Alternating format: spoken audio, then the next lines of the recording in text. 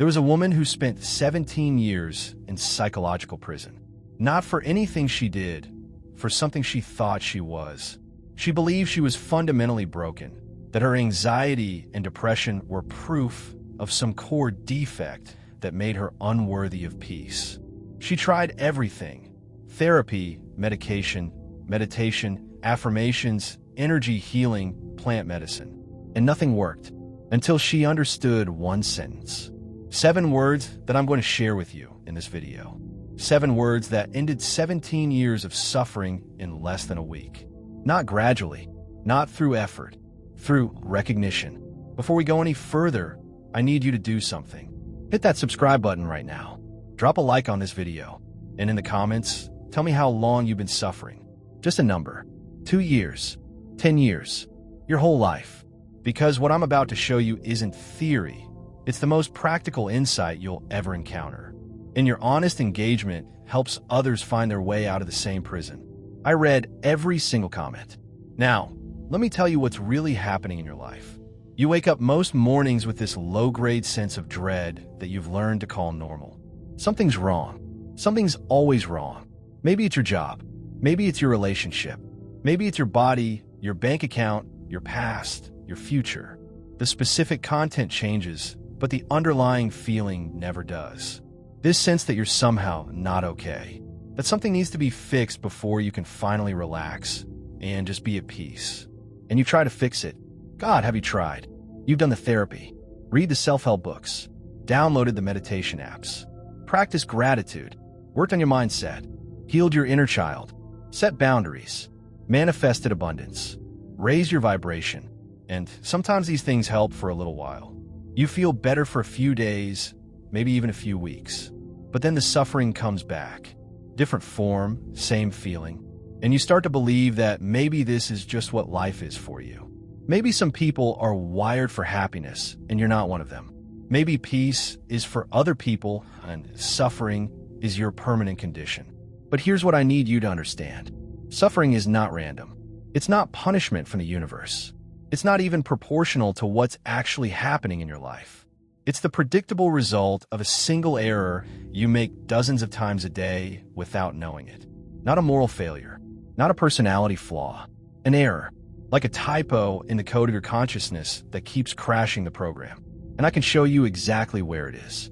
Let me start by making a distinction that most people have never been taught.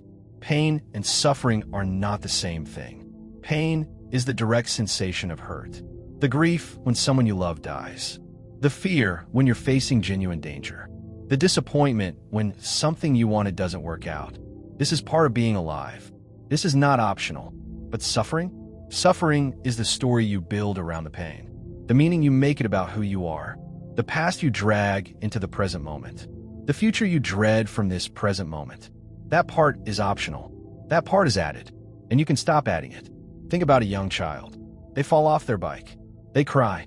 The crying is total, consuming, the only reality in that moment. And then 30 seconds later, they're back on the bike, laughing, playing, fully present again. The pain happened. It was real, but it didn't leave a scar because they didn't add a story to it. They didn't make it mean something about who they are. Now watch an adult experience pain. Someone says something harsh at work. The adult doesn't just feel hurt for 30 seconds. They replay it for 6 months. They build an entire identity around being someone who is disrespected. They create a narrative of inadequacy that colors every future interaction. The original pain, that 2-second comment, was real. But the suffering? The 6 months of resentment and shame and self-doubt? That's all story. That's all added. And every single day you add it without realizing you're doing it. So how does suffering get constructed? It has 3 ingredients, and once you see them, you can't help but notice when you're making the recipe. First ingredient, identification with a separate self. You believe you are a bounded entity. This entity has a history, a personality, a reputation. This entity can be damaged, diminished, destroyed. Therefore, it must be constantly defended. Let me give you a specific example. Someone criticizes your work. If you are identified as someone who is competent, this threatens your self-concept. The criticism becomes suffering. But if you recognize that your awareness experiencing criticism, just awareness noticing that criticism is happening, it's just data, no suffering. Do you see the difference? The pain of hearing criticism might still arise, but without the identification with a self that can be damaged by it, there's no suffering. Second ingredient, the belief that thoughts are reality. You have a thought, I'm not enough, and you don't experience this as a thought. You experience this as a fact about reality, and then your entire perceptual system starts gathering evidence to support it.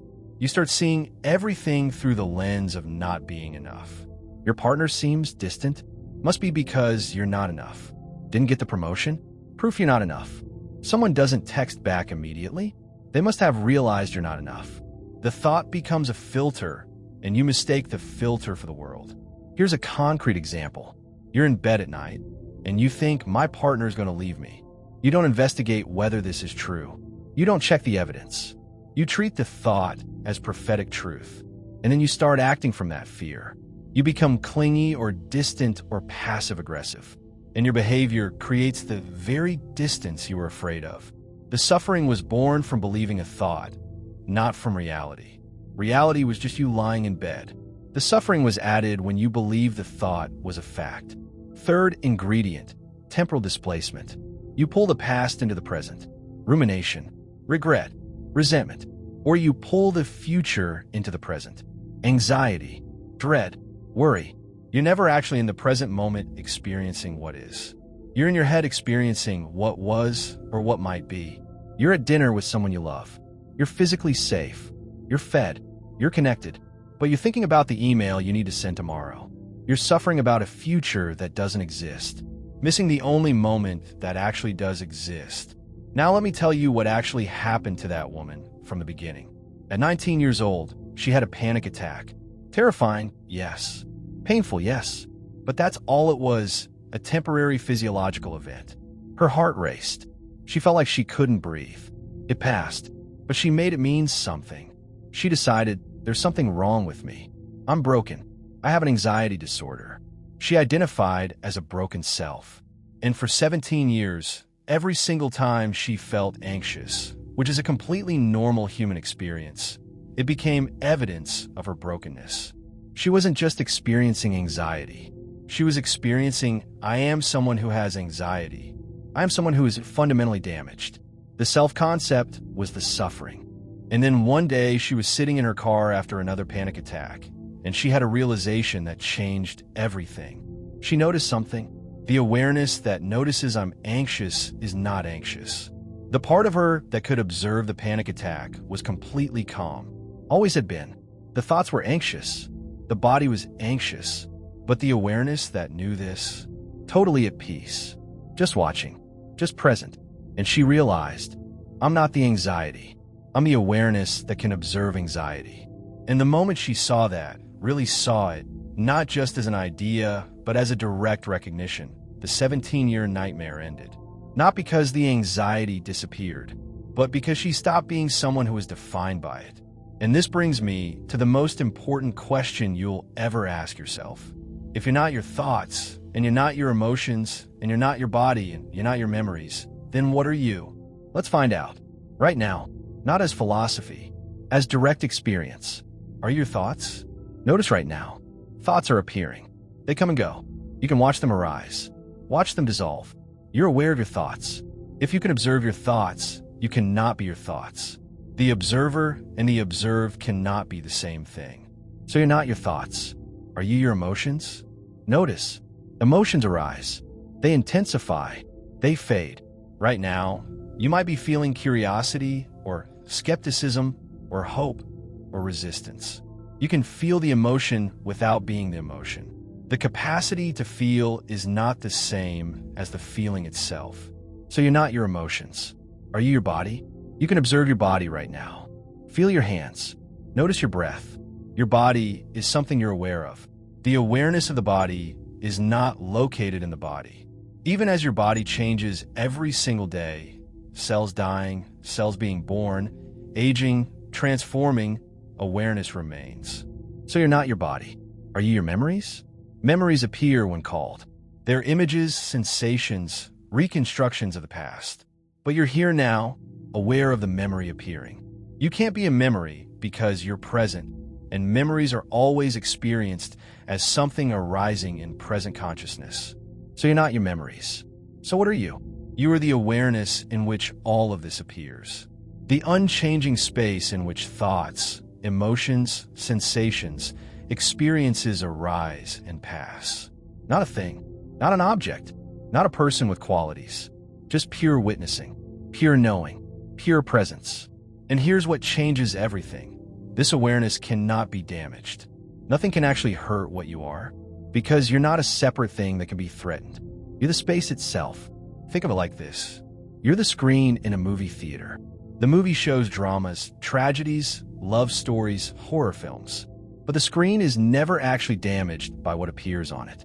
It doesn't become sad during sad scenes or scared during scary ones. It remains what it is, the neutral space in which all images appear. You are the screen. The movie of your life is your thoughts, emotions, experiences. The suffering was believing you were a character in the movie. The freedom is recognizing you're the screen. Now, I know what you're thinking. This sounds beautiful philosophically, maybe even true, but how do you actually live from this? You still have bills to pay, relationships to navigate, a job to do, emotions to feel. How do you translate this into something that works in the real world? Here's how.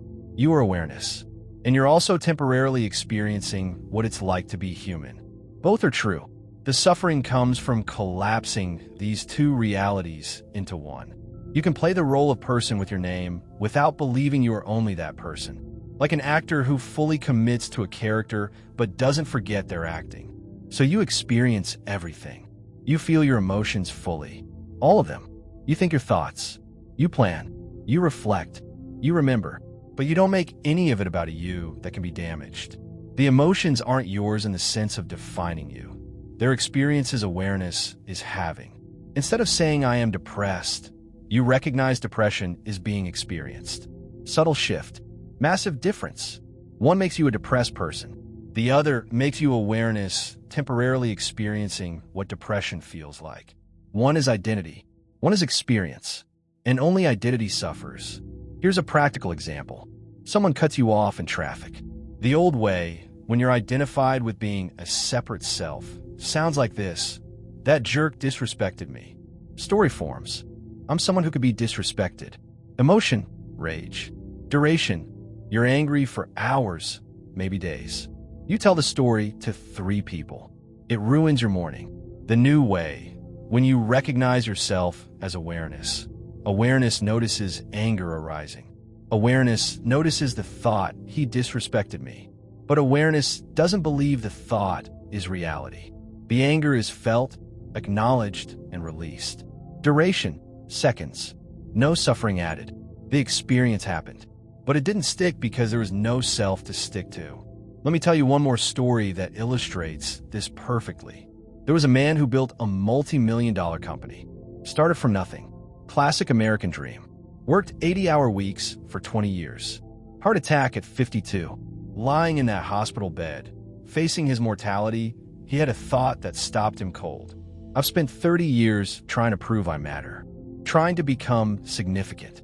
Trying to be someone important enough that I could finally relax and feel okay about existing. And I succeeded. I became wealthy, respected, influential, and I'm still terrified because the self I was trying to validate doesn't actually exist. It's just a story I've been defending my entire life.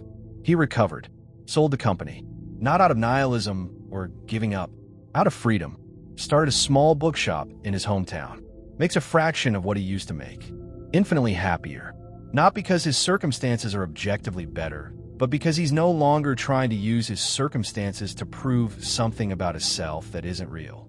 He stocks books. He talks to customers. He goes home. No performance. No desperation to matter.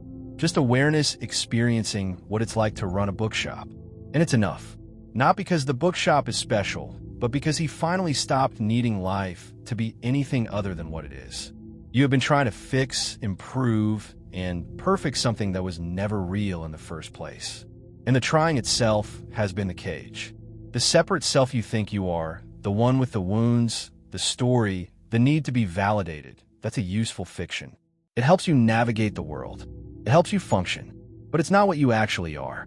What you actually are is the awareness that's hearing these words right now. The presence that's been here your whole life.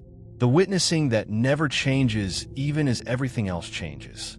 And that cannot suffer, because suffering requires someone to suffer. And when you look for that someone, really look directly, experientially, you can't find them. There's just awareness, just presence, just this. And here's the deepest truth. You're living proof that the universe is conscious.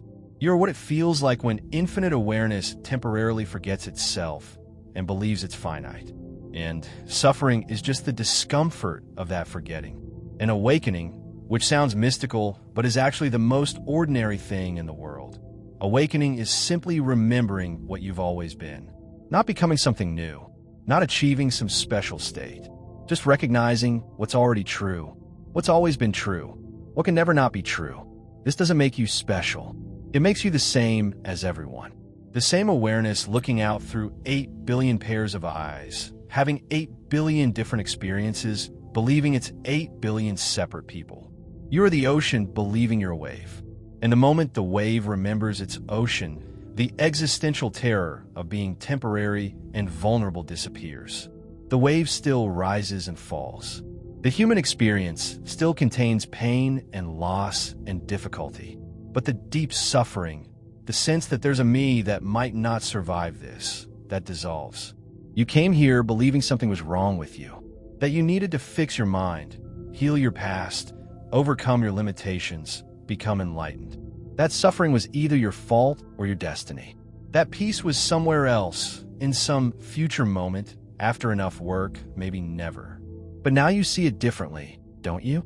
The suffering wasn't caused by what was wrong with you. It was caused by the belief that there was a you that could be wrong. The search for peace wasn't wrong, but you were looking in the wrong direction. You were trying to perfect the character when what you needed was to recognize the awareness watching the character. Pain will still come. Loss will still happen. Life will still contain difficulty. But the deep existential suffering, the sense that there's a vulnerable self that might not survive, that needs constant protection, that could be fundamentally damaged, that collapses when you see what you actually are. Not as a belief you adopt, as a direct recognition that's available right now, in this moment, if you simply notice what's aware of these words. You are not what you think you are. You are the awareness that knows you're thinking. You are not your suffering. You're the space in which suffering appears and passes. Nothing that appears in you can damage you. No thought can define you. No emotion can diminish you. No experience can break you. Because you're not a thing that can break. You are the unbreakable wholeness in which all things appear. The waves can't hurt the ocean. The movie can't damage the screen. And your experiences, all of them, even the painful ones, can't touch what you actually are. You're not here to fix yourself. You are here to recognize that you were never broken. The suffering was real. The struggle was real. But the separate self that suffered never existed. There is only awareness, only presence, only this. And it has always been enough. You have always been enough. Not because you achieved something or healed something or became something, but because what you are cannot be anything other than whole. Stop trying. Stop defending. Stop performing. Just notice what's here when you're not doing any of that. That's what you are. That's what you've always been. And that cannot suffer. If this recognition landed for you, if you felt even a momentary glimpse of what I'm pointing toward, I'd love to know. Leave a comment sharing what shifted, even if it's subtle. Sometimes the most profound transformations are quiet. If this video helped you see yourself more clearly, a like helps others who are suffering find their way here. And if you want more philosophy that doesn't just analyze suffering, but shows you the direct path out of it, subscribe. Not because you need to become something or not, but because remembering what you are is the only thing you've ever needed. You're not broken. You never were. And now, maybe you can finally rest.